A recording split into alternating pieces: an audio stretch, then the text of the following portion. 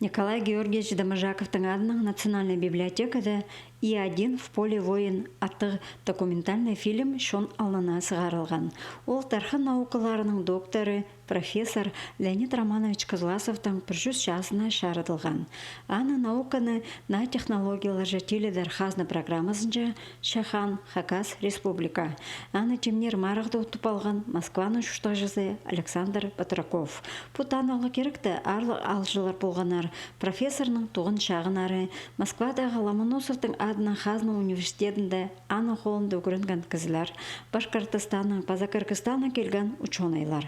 Бұл фильм бір кізінің тархының шарыча.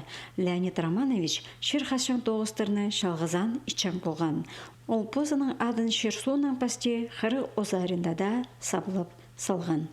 Мен аны прайсағыны көргім, емен çox жерім ол қайдада ұлы ученый. Біздің Россияда, басқа қан жеріндегі археологтар прайз өпшілер аны, прайз өпшілер.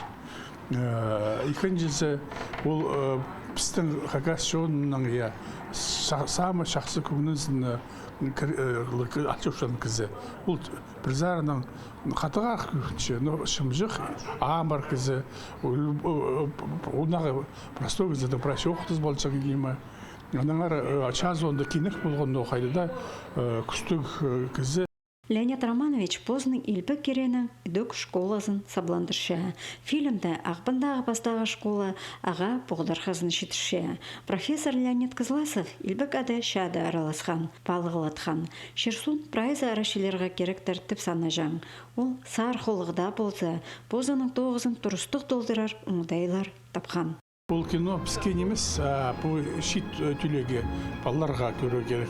Қайды кізі, білелер екселер, қыр бейжілер же, музейзе біразы шөр бейжілер, мұнда киноны көр балсы, білерлер қайды кізіне біздің шир соғыс түреткен, бізді үскен, қайды ол біздің шықтұстыға күзін салған бірай.